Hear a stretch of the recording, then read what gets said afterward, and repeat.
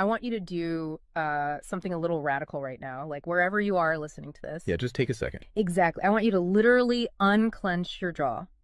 Just let it go. Drop your shoulders. Most of us don't even realize we're tensing up, Right. And look, I don't care if you just finished, a grueling 12-hour shift on the hospital ward, or if you just stepped off a loud, dusty job site. Or even if you're just mentally exhausted from staring at screens all day long. Leave it at the door. It's over. You are officially entering quiet mode. So just take a deep breath. That's the baseline we need for this. It really is. And now I want you to look at the phone sitting next to you, or maybe the smartwatch on your wrist. Every single time that screen lights up, every time it buzzes, it steals exactly 23 minutes of your life. Welcome to the deep dive. It really is a staggering number to confront when you put it like that. 23 minutes from one buzz. Yeah, because we tend to measure interruptions in like the seconds it takes to glance at a screen, right? Whoa! We completely ignore the massive cognitive debt we incur the moment we look away from our deep work. And that cognitive debt, that is exactly the central target of our mission today. Okay, let's unpack this. We are exploring The Sovereign Architect's Guide by Chillstar 08. Specifically, episode 6, which is titled Deep Work Dynamo, How to Finish Your Week in 4 Hours. Right. And if you remember in our last deep dive, we talked about installing drawing those boundaries and reclaiming your personal space. But clearing the space is just step one. It actually reveals a much deeper, much more intimidating problem. Yeah, the void. What are we actually supposed to be building in that silence we just fought for? Because if we don't have a blueprint, the noise of the world is just going to rush right back in to fill it. Oh, for sure. We have this natural horror of a vacuum. The second our schedule opens up even slightly, our instinct is to pack it with activity. We just have to be doing something constantly. Exactly. We are culturally conditioned to equate motion with progress. Yeah.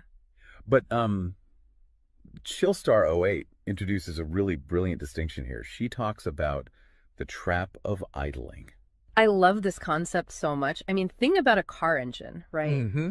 The engine is running, the pistons are firing, it's burning through all this expensive fuel, making a ton of noise and vibration. But the car is in park. Yes, it isn't going anywhere, and that is what most of our daily quote-unquote busyness looks like. We feel incredibly productive because we are in constant motion. Right. You check a text message while you're sitting at a stoplight. Or you answer a quick email while walking from your car to the front door. You stare at a spreadsheet on your laptop while, your family dinner is sitting right in front of you, literally getting cold. And that right there is the illusion of productivity.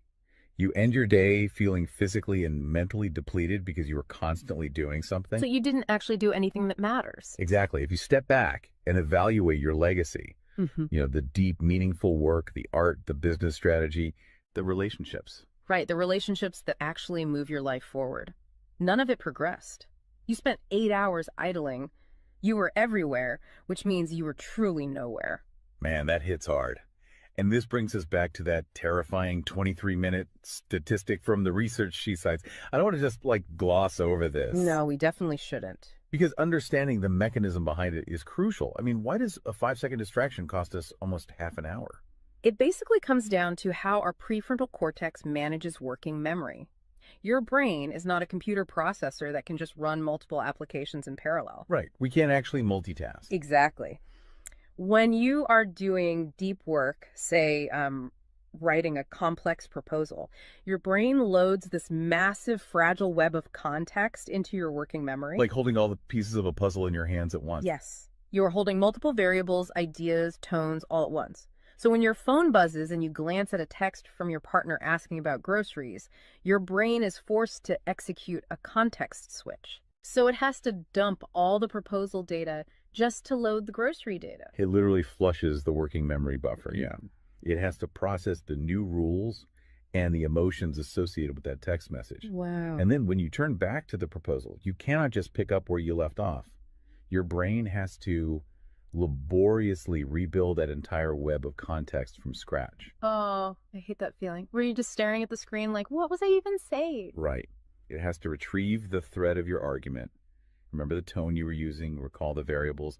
That rebuilding process takes an average of 23 minutes of cognitive effort, And it burns a ton of energy doing that, right? massive amounts of glucose. That explains so much. I mean, that is why people hit 5 p.m. and feel physically exhausted, almost sick to their stomachs. Even if they've just been sitting in a really nice ergonomic chair all day. Exactly. They haven't been doing deep work. They've been doing cognitive gymnastics, just constantly flushing and reloading their working memory.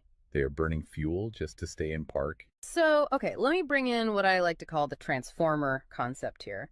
Because our focus is like an electrical grid. If you have, 50 browser tabs open, you are leaking energy as raw, unusable heat rather than concentrated light. That's a great way to look at it. So if we are all acting like our focus is this cheap renewable resource, how do we stop being what Chillstar '08 calls a subject to the pings of the world? I mean, how do we actually become the architect of our attention? Well, what's fascinating here is how she frames the philosophical shift we need. She says utility does not equal value.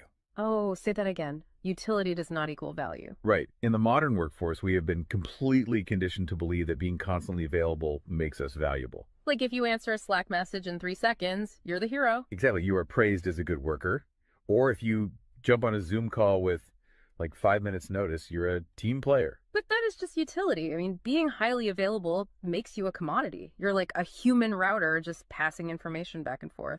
And routers are easily replaced. True sovereignty, true value comes from being impactful.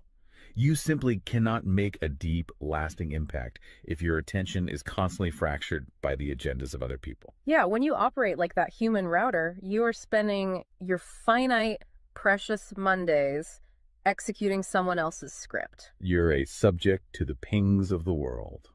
Okay, so we know the biology of why this destroys our focus, and we understand the philosophical trap of, trying to be too available. But how do we actually fix the mechanics of our workday? We have to build the deep work dynamo. Right. So think of your attention like water pressure. If you poke 50 tiny holes in a garden hose, open browser tabs, email notifications, group chats. The water just trickles at the end. Exactly. You cannot wash a car with a trickle. You're just making the driveway wet. That's true. So the Dynamo Audit she lays out, it's about putting a high pressure nozzle on that hose. It narrows the opening to create a stream powerful enough to actually blast through the dirt. And the first step in that audit is auditing the physical environment itself.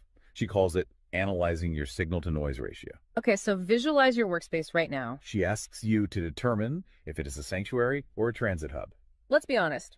Most of us are operating in transit hubs. A transit hub is a place of constant arrival and departure. People walking by, announcements over the loudspeaker, just a blur of motion. Yeah, and you can't build a legacy in a train station. But we need to push past the basic phones are distracting advice, right? Because our listeners already know that. Oh, absolutely. Chillstar '08's rule is much more brutal than that. She says if the phone is even sitting on your desk, even face down, it is acting as a parasite on your cognitive grid. A parasite, just by being in the room. The research supports this entirely, by the way. The mere presence of a smartphone in your visual field, even if it is completely powered off, measurably reduces your cognitive capacity. Because your brain is having to actively expend energy to ignore it, right? Exactly. It is running a background process that just keeps saying, don't check the phone, don't check the phone. That is energy being actively stolen from your primary task. So sovereignty literally begins the moment you physically remove the device from the room, put it in a drawer down the hall. Close the door. Make the physical environment quiet. But okay, let's say you've done that. That doesn't stop your own brain from creating internal noise, right? Like trying to juggle 5 projects at once. How do we fix the internal wiring? That brings us to the second pillar of the audit, which is the batch wiring rule. This directly addresses the danger of switching fatigue, which we touched on with that 23-minute penalty. Right, the cognitive glucose burn. Yeah. When we attempt to multitask, like writing a creative brief, then pausing to check inventory levels, then answering 3 customer service emails. And then trying to go back to the brief. Right. We are grinding our mental gears to dust. We are switching between entirely different cognitive states. Because creative writing uses a completely different part of the brain than calculating inventory, obviously. They require entirely different operating frequencies. So the batch wiring rule dictates that you must group similar tasks together based on their cognitive load. Okay. And you do not switch the current until that specific type of work is completely done. You do all your deep analytical thinking in one high-voltage And burst. then you save all your reactive administrative stuff for a separate lower voltage block later in the day. Precisely. It's all about staying in one gear. Like if you are driving up a really steep hill, you don't constantly shift between first gear and fifth gear. You lock into the gear that provides the right torque and you just ride it out. That's a perfect analogy. But okay, here's where it gets really interesting. This leads to the third pillar of the audit, and this is where I actually need to seriously push back on the source material a bit. She calls this the zero access window. Ah, yes. This is usually where the resistance starts for people. Because it sounds impossible for a normal person. She says you cannot just plan to be focused, right? You have to legally schedule it. You have to lock in one sovereign hour. Yeah, 1 hour where you are legally dead to the outside world. No boss, no family, no, hey, do you have a second for a quick question? Just you and the blueprint. It's extreme, yes. But let's do a reality check here. I mean, I see how that works for a solo digital entrepreneur or a freelance writer, but what about someone whose literal job description is to be available? Right, like an IT support specialist. Or a floor manager, or a nurse on a ward, or even, a parent at home with a toddler. How do they justify just vanishing? It feels like this advice only applies to a very specific, privileged type of worker. That is the most common and, frankly, the most valid hurdle to this entire system. But we really have to look at how the principle scales, and we have to look at the internal psychology of the worker. Okay, walk me through that. First, let's address the context of Chillstar '08's own life. She is not some solitary monk living on a mountain. She is a wife, a mother, and a grandmother. Oh, wow. Okay. Yeah, and she runs a luxury travel agency and a digital marketing business. Her entire professional and personal life is built around communication and client management. She probably receives hundreds of legitimate demands on her attention every single day. So she is really in the thick of it. She isn't just speaking from some ivory tower. Far from it. She implements the zero access window because of those demands, not in spite of them. Now, for the IT manager or the nurse, obviously, you cannot vanish while on active duty if your role is acute response. Right. You can't ignore a burning server or a patient monitor. Exactly. But the principle applies to the deep work surrounding the active duty, the scheduling, the charting, the strategic planning. Even in highly reactive jobs, there is legacy work that gets pushed to the margins. That makes sense. And the challenge isn't just logistical, it is deeply psychological. It's the internal guilt, isn't it? Yes, exactly. People feel like bad employees or bad parents or bad partners when they set a hard boundary. Yeah. We tie our entire self-worth to our responsiveness. We think, if I am not instantly available, I am failing them. Man, that is so true. We feel guilty for taking an hour to ourselves. But setting a zero access window is not about neglecting your family or your team. It is about condensing your high level work into massive, high impact bursts of energy so that you can actually be present later. Wow. Okay. Consider the alternative. If you don't carve out that absolute focus, you end up giving your family or your team partial fractured attention for 12 hours straight. Exactly. You are physically at the dinner table, but mentally you are drafting an email. Or you are sitting on the floor playing with your kid, but you're checking a Slack notification over their shoulder. You are trading constant low quality availability for scheduled high quality presence. It is entirely about communicating boundaries to protect the quality of the time you do give people. You tell your team, look, I am going offline for 60 minutes to finish this crucial report. If the servers literally catch fire, call this specific emergency number.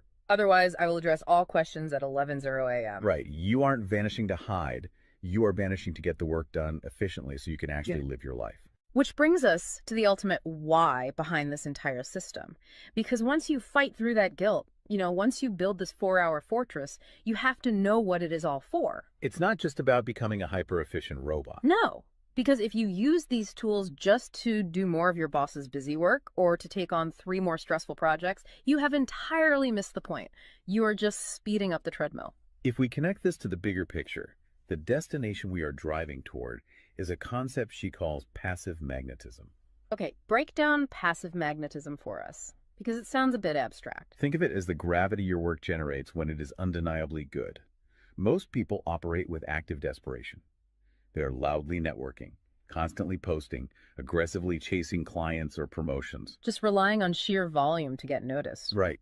Passive magnetism is the exact opposite. It is the ability to attract results, clients, wealth, legacy, or respect through the undeniable quality of your deep work. Because you actually took the time to build something substantial rather than just talking about building it. Yes. When you engage the deep work dynamo, you produce work so concentrated and so valuable that it acts as a magnet. You don't have to chase the market comes to you. And the ultimate prize of achieving that passive magnetism isn't just more work.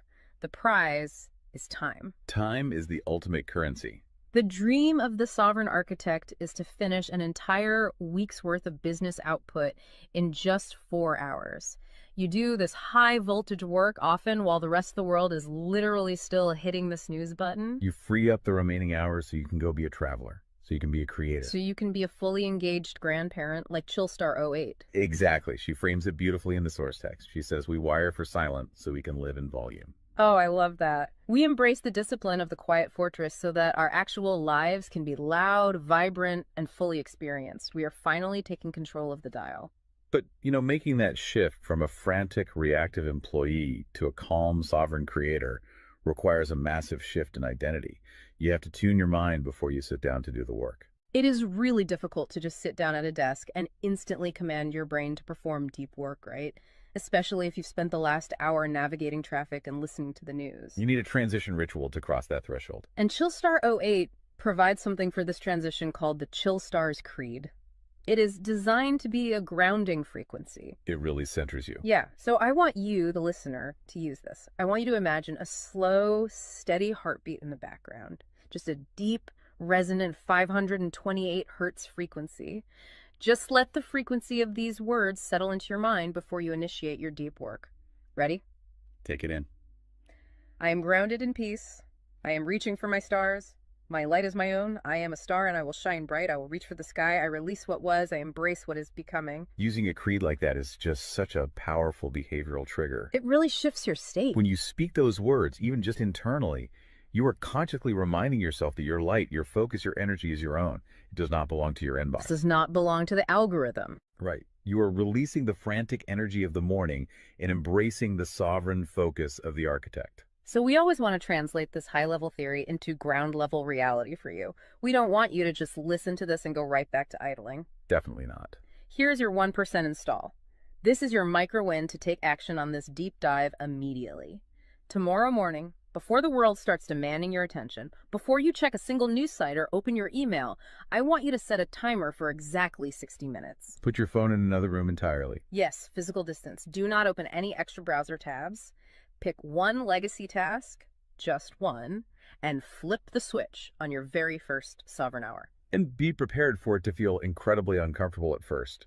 Your brain will crave the dopamine hit of a notification. Oh, you will feel an almost physical itch to check your messages. But if you can sit in that silence, if you can endure that initial friction, you will watch the dynamo start to spin. You will enter that flow state, and the old blueprints of hustling and grinding will be completely burned away.